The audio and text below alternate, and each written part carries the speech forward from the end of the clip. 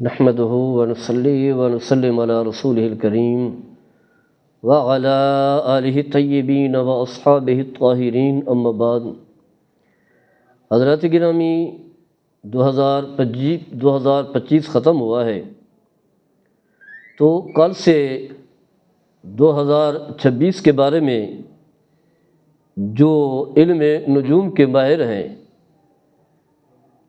وہ طرح طرح کی باتیں جو ہے وہ بیان کر رہے ہیں، ذائچے نکال رہے ہیں، مستقبل کی خبریں جو ہیں وہ دے رہے ہیں۔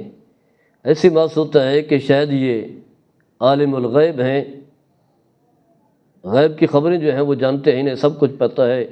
عجیب قسم کے ذائچے نکال کر اور پوری رات جو ہے آپ دیکھیں، چینل دیکھیں تو ہر چینل پر جو ہے یہی لوگ جو ہے بٹھائے ہوئے تھے اور اسی طرح کے جو ہے سوالات کر رہے تھے، یعنی جو میزبان تھے وہ سوالات کر رہے تھے اور یہ مہمان بنے ہوئے تھے جوابات دے رہے تھے۔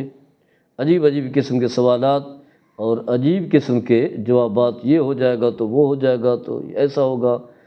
یعنی افسوسناک بات یہ ہے کہ وہ علم کہ جس سے اسلام منع کرتا ہے، مستقبل میں کیا ہونا ہے یہ اللہ کے علاوہ کوئی بھی نہیں جانتا۔ اللہ ہی ہے جو عالم الغیب ہے۔ ہاں، اندازہ آپ لگا سکتے ہیں، حالات کو دیکھ کر کے آپ بتا سکتے ہیں کہ اس طرح کے حالات پیدا ہو سکتے ہیں۔ اگر یہ حالات ہوئے تو ایسا، کیونکہ اللہ تعالیٰ نے انسان کو جو ہے فہم دیا ہے، شعور دیا ہے، اور ماضی کے حالات کو دیکھ کر مستقبل کے حالات کو اس کے مطابق جو ہے کہیں نہ کہیں جو ہے چیزیں بیان کرتا ہے، اور کچھ چیزیں اس کے مطابق بھی ہو جاتی ہیں۔ لیکن کوئی کہے کہ ایسا ہونا ہے تو یہ اللہ کا خاصہ ہے، اللہ کے علاوہ جو ہے کوئی نہیں جانتا۔ المیہ یہ ہے، یعنی علم ذائچہ یا علم نجوم کے حوالے سے عام طور پر جو ہے شرعی حیثیت کے اعتبار سے علم نجوم دو پہلو میں اس کی تقسیم کی جاتی ہے۔ ایک تو یہ ہے کہ غیب اور مستقبل کے بارے میں پیش گوئی کرنا اور اس پر یقین رکھنا، جو کچھ یہ کہہ رہے ہیں یہ یقین ہے، تو اسے علماء نے حرام اور کفر تک جو ہے وہ کہہ دیا۔ یعنی جو عام طور پر جو ہے جو نجومی ہیں، عامل ہیں، جو لوگ ان کے پاس جاتے ہیں اور اس پر یقین رکھتے ہیں، تو ایسے لوگ جو ہے وہ ایمان سے نکل جاتے ہیں۔ ہاں، اگر جو ہے وہ یقین نہیں رکھتے لیکن بھی ان کے پاس جانا بھی حرام اور گناہ والا کام ہے، کیونکہ یہ جو ستاروں کی گردش ہے، کیا ہونا ہے کیا نہیں ہونا، یہ ستاروں کی چال ہے، ان کا مؤثر حقیقی جو ہے وہ تو اللہ کی ذات ہے، کیونکہ سب کا خالق ہی اللہ ہے۔ اور معاشرے میں تبدیلی لانا یا ستاروں کے اندر جو ہے جو تاثیر ہے یا اثر ہے، وہ تو حقیقی طور پر جو ہے وہ تو اللہ تعالیٰ کی ذات ہے۔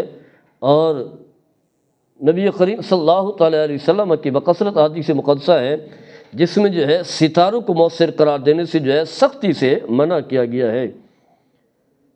اس کے ذریعے سے زیادہ یہ ہے کہ قبلہ کا رخ کا جو ہے تعین کیا جا سکتا ہے، اوقات نماز کو، یعنی جسے ہم علم تقویم کہتے ہیں، اوقات کا پتہ جو ہے وہ چلتا ہے، وہ شرعاً جائز ہے۔ علم تقویم جو ہے اس کی علماء نے جو ہے اجازت دی ہے۔ اس کے حرام ہونے کی وجہ یہی ہے کہ لوگ پھر ستاروں کے پیچھے جو ہے چل پڑتے ہیں، اور غیب کا دعویٰ کرنا جو ہے یہ بھی حرام اور ناجائز ہے۔ نبی کریم صلی اللہ تعالیٰ علیہ وسلم کی بکثرت احادیث مقدسہ ہیں جو اس کی حرمت پر جو ہے دلالت کرتی ہیں۔ عام طور پر جو ہے یہ جو لوگ ذائچے بناتے ہیں، رشتوں کے حوالے سے اپنی قسمت کے بارے میں جانتے ہیں، اور بڑے بڑے لوگ ہم دیکھتے ہیں، بڑے بڑے پڑھے لکھے تعلیم یافتہ حکمران فکر مند رہتے ہیں کہ ہم جو ہے حکومت پر بیٹھتے ہیں، یہ ہماری حکومت آگے چلے گی نہیں چلے گی، جیسا کہ حضرت موسیٰ علیہ السلام کے دور میں فرعون کے پاس بھی ہوا کرتے تھے۔ فرعون کو اس طرح کی واقعات سنا کر کے وہ بھی، تو ہر دور میں اس طرح کے لوگ جو ہے موجود رہیں۔ پھر سفر کے لیے راستوں کا علم حاصل کرنا وغیرہ وغیرہ، تو یہ چیزیں جو ہے شرعاً جو ہے اس کی کوئی حیثیت اور کوئی وقعت نہیں ہے۔ نبی کریم صلی اللہ تعالیٰ علیہ وسلم کے جیسے کہ میں بیان کر چکا ہوں کہ احادیث ہیں جس میں رسول اللہ صلی اللہ تعالیٰ علیہ وسلم نے منع کیا ہے ان چیزوں پر جو ہے یقین رکھنے کے حوالے سے، تو ہم جو ہے مسلمان ہیں، ہمیں زندگی جو ہے شرعی اصولوں کے مطابق گزارنی چاہیے۔ جو اللہ کے احکام ہے اس پر عمل پیرا ہوں، اللہ کے احکام کو بجا لاتے رہیں، اللہ کی نافرمانی نہ کریں، اور پھر مستقبل کے بارے میں اللہ پر چھوڑ دیں۔ اللہ اپنے بندوں کے بارے میں صحیح فیصلہ کرتا ہے۔ اور میرے آقا صلی اللہ تعالیٰ علیہ وسلم کا بڑا خوبصورت فرمان ہے، آپ نے فرمایا کہ مومن کا معاملہ جو ہے وہ خیر پر ہوتا ہے۔ فرمایا کہ اگر اسے کوئی کامیابی ملے، کوئی نعمت ملے، کوئی خوشی ملے، راحت ملے، تو اپنے رب کا شکریہ بجا لاتا ہے۔ فرمایا وہ بھی خیر پر ہے، یعنی یہ بھی خیر والا کام ہے نا، کیونکہ اللہ نے فرمایا کہ لئن شکرتم لازیدنکم، جو میں نے تمہیں نعمتیں عطا فرمائی ہیں، اگر تم شکریہ بجا لاؤ گے تو میں بڑھا کر کے عطا فرماؤں گا، ولئن کفرتم ان عذابی لشدید، اگر ناشکری کرو گے، نافرمانی کرو گے تو میرا عذاب سخت ہے۔ تو مومن و مسلمان کو کوئی خوشی ملے، راحت ملے، اولاد دے، کوئی عہدہ ملے، تو اپنے رب کا شکریہ بجا لاتا ہے۔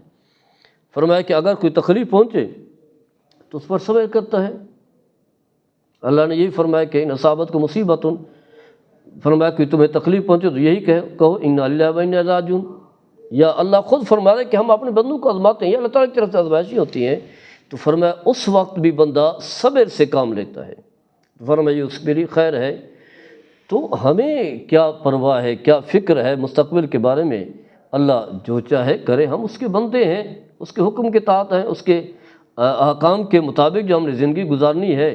اگر اللہ ہمیں خوشی دے کر کے خوش ہے تو پھر بھی ہم اس پر جو ہے وہ راضی ہیں۔